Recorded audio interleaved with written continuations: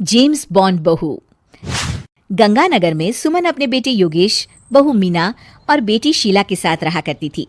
मीना ने लॉयर की पढ़ाई की होती है और वो जॉब करना चाहती है।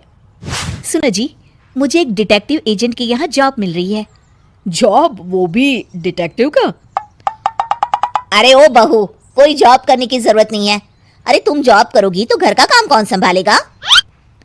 मीना घर के कामकाज पर ही ध्यान देने लगती है। सुमन भी उसे काम पर लगाए ही रखती है। इधर शीला कुछ ज्यादा ही वक्त कॉलेज में बिताने लगती है। अरे इतनी रात हो गई, कहाँ थी तुम बेटा अब तक? फोन भी नहीं लग रहा था तुम्हारा। माँ वो हमारी एक्स्ट्रा क्लासेस चल रही है ना, और फोन की ना बैटरी खत्म हो गई थी। अरे तो किसी और के फोन से इन्फॉर्म कर देती। माँ और मुझे कितनी चिंता हो रही थी। धीरे धीरे शीला रोज ही देरी से घर आने लगती है। कभी पढ़ाई का बहाना बनाती तो कभी कुछ और। देखो शीला, इस तरह चला तो मैं तुम्हारा कॉलेज बंद करवा दूंगा। ऐसा मत बोलिए ना, मैं समझाती हूँ इसको। मीना शीला को समझाने की कोशिश करती है, मगर वो उल्टा उसे ही झाड़ देती है। शीला, इस तरह घर रोज लेट आना अच्छी बात नहीं है। मुझे मत सिखाओ, बहू हो तो बहू के जैसे रहो। अरे मगर मैं तुम्हारी भलाई के लिए बोल रही हूँ ना शीला। दाल में कुछ तो काला है, मुझे पता लगाना पड़ेगा। मीना अपना डिटेक्टिव वाला दिमाग लगाने लगती है। वो शीला की एफबी और इंस्टा प्रोफाइल्स को अच्छे से चेक करती है और उसको शक हो जाता है कि शीला का चक्कर किसी साहिल नाम के लड़के के साथ चल रहा होता है। वो शीला को समझाने की कोशिश करती है। शीला, वो लड़का अच्छा नहीं है, उसे छोड़ दो तुम। मेरे मामले में ज्यादा घुसने की कोशिश मत करो। वैसे भी मैं उसको भैया और माँ से मिलाने ही वाली थी। हाँ। थोड़े दिन बाद शीला का बीएफ साहिल अपने पिता के साथ उसका हाथ मांगने आ जाता है। मैं शीला से बहुत प्यार करता हूँ और उससे शादी करना चाहता हूँ। जी, मेरा बेटा और शीला एक दूसरे को अच्छे से जानते हैं। मेरा बेटा बहुत ही जल्द दुबई काम के लिए जाने वाला है। दुबई?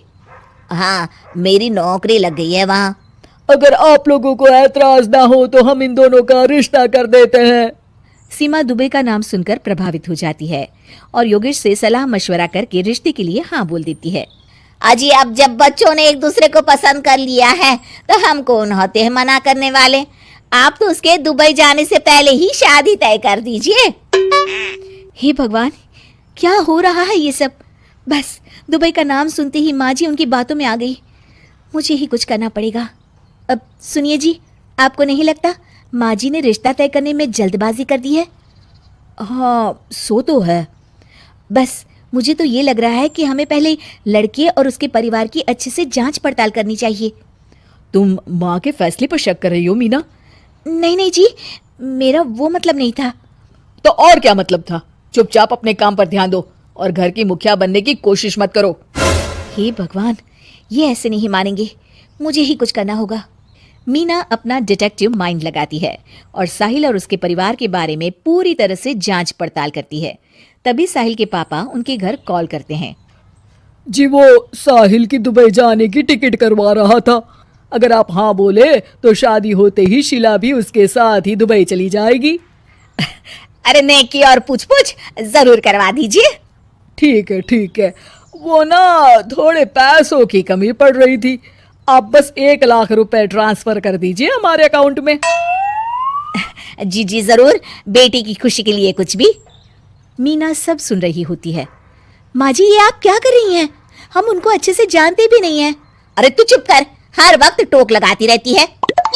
मीना को जांच पड़ताल करने पर एक बहुत बड़ा सबूत मिल जाता है।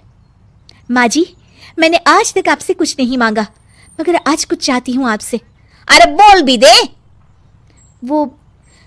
वो मेरी एक दोस्त है ना जिसका नाटक है, मैं चाहती हूँ आप सब भी चले वो देखने। अच्छा, बस इतनी सी बात? ठीक है। और अगले दिन शाम को सब तैयार होकर नाटक देखने जाते हैं। स्टेज से पर्दा उठता है और सभी देखकर हैरान हो जाते हैं कि स्टेज पर कोई और नहीं बल्कि साहिल और उसके पापा ही होते हैं। अरे साहिल यहाँ कैसे?